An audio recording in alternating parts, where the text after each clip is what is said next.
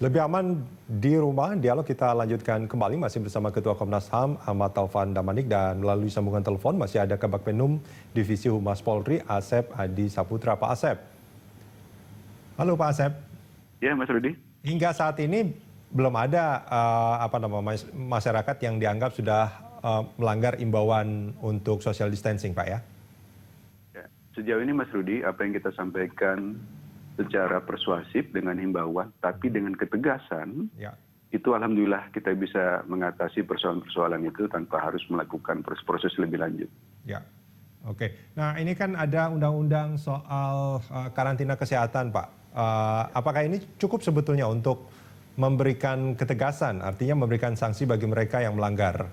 Atau sebetulnya ini masih dianggap belum cukup kuat untuk digunakan oleh Polri?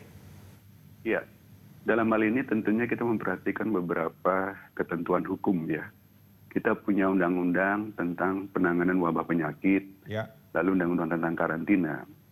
Pada prinsipnya itu mendasari apa yang kita kemudian menjadikan sebuah kebijakan atau langkah-langkah strategis dalam menangani ini. Pada persoalan karantina tentunya kita melihat bahwa karantina dilakukan jika dalam sebuah skala yang besar, begitu. Sementara pembatasan-pembatasan ini pada hal tertentu yang memang juga menjadi concern kita untuk memutus mata rantai penyebaran virus corona. Ya. Saya kira dengan social distancing dengan 3 hal prinsip yang dilakukan.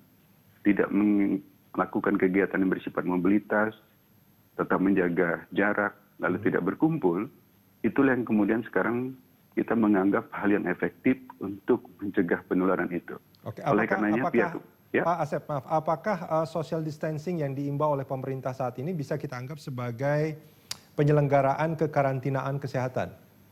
Ya, tapi dalam hal yang skala terbatas begitu.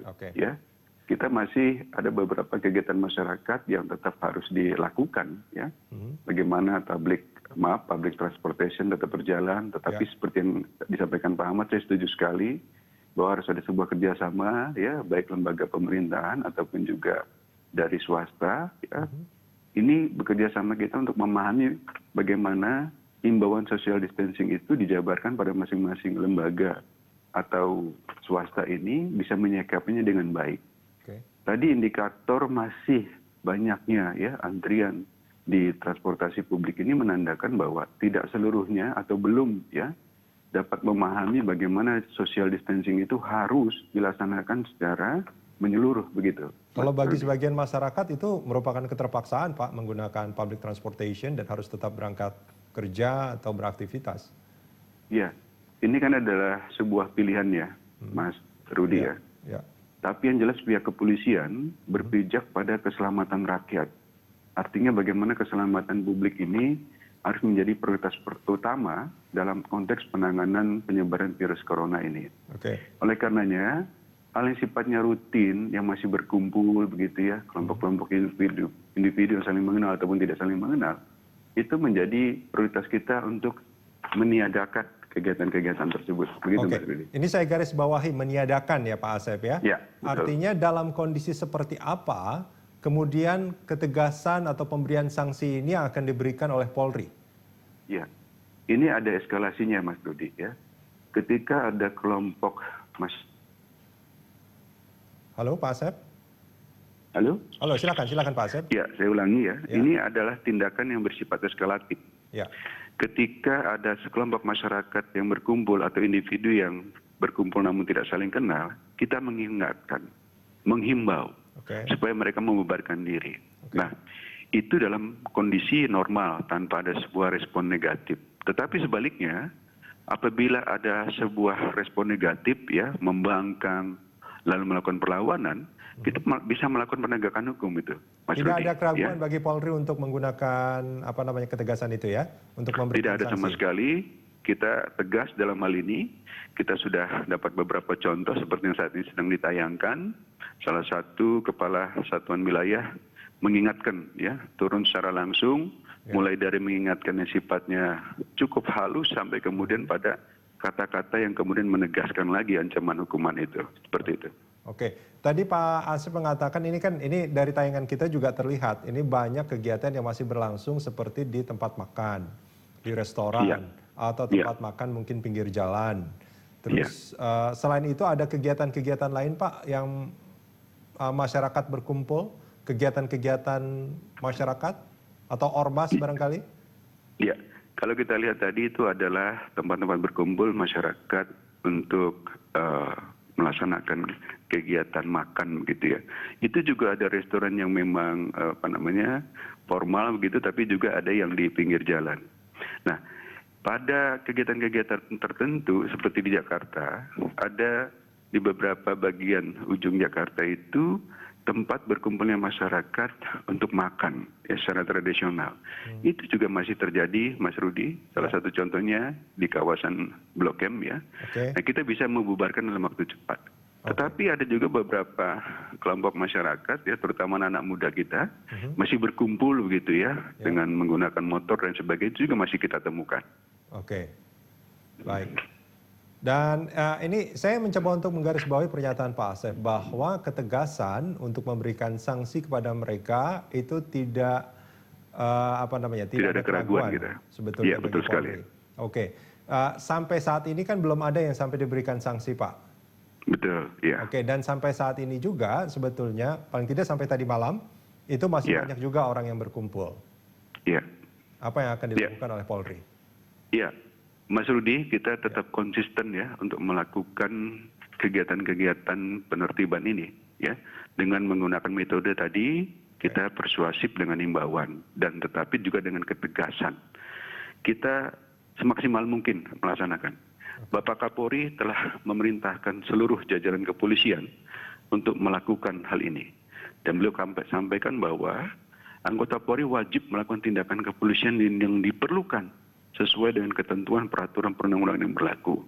Artinya bahwa kegiatan-kegiatan ini harus dilakukan secara eskalatif tadi, ya, mulai dari himbauan, ya, mulai dari sebuah ketegasan, tetapi juga tidak ragu, sekali lagi tidak ragu untuk melakukan penegakan hukum, ya, apabila kondisi yang kita temukan ada perbuatan-perbuatan yang berpotensi melawan hukum. Demikian Mas Rudi. Artinya boleh saya garis bawahi Pak Asep bahwa Polri akan mengupayakan untuk melakukan imbauan-imbauan social distancing ini secara persuasif, tapi mereka, masyarakat, itu harus membubarkan diri pada saat itu juga.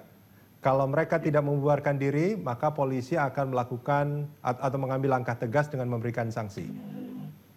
Betul sekali Mas Jadi Rudi. mereka itu diimbau, mereka harus melaksanakan imbauan itu, mematuhi imbauan itu. Iya. Baik. Pak Asep, terima kasih banyak Pak. Baik, sudah bergabung bersama kami di pagi hari ini. Ya, terima kasih. Baik. Pak Ahmad Taufan. Ya. Ya, Pak Ahmad Taufan, kalau melihat kondisi Indonesia pada saat ini apakah sudah masuk situasi darurat terkait corona? Ya, kan pemerintah sudah mengatakan begitu ya. Cuman waktu ketemu dengan Pak Doni Monardo, saya tanya kenapa tidak melakukan lockdown. Ya. Beliau kasih argumentasi yang menurut saya masuk akal. Karena itu sekarang kebijakannya adalah social distancing. Social distancingnya pun menurut saya ini masih tahap yang awal ya. Karena itu masih seruan-seruan, himbauan. Pada pertemuan itu saya sarankan supaya melakukan tidak lagi sekedar himbauan, tetapi lebih progresif dengan memberikan ketegasan kalau perlu sanksi gitu. Terhadap seluruh kegiatan-kegiatan yang mengumpulkan massa. Karena dia bertentangan dengan prinsip social distancing gitu. Orang kumpul rame-rame, bahkan protokol untuk pakai peralatan, cuci tangan dan macam-macam itu juga tidak dipenuhi. Maka tidak ada pilihan kecuali kita melakukan tindakan yang lebih progresif, saya katakan.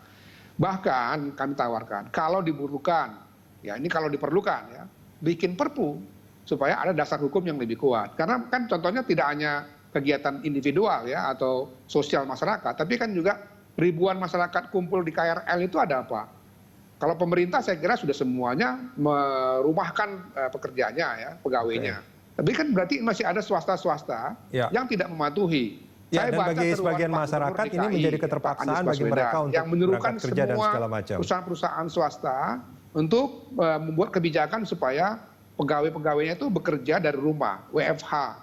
Nyatanya masih ribuan orang antri Transjakarta, antri ya di KRL, komuter dan macam-macam. Itu artinya banyak yang tidak dipenuhi, tidak dipatuhi menurut saya seruan itu. Memang ada juga yang sudah mematuhi perusahaan-perusahaan tertentu. Kita kasih apresiasi. Nah karena itulah kita bilang, ambil langkah yang lebih tegas, tidak lagi seruan.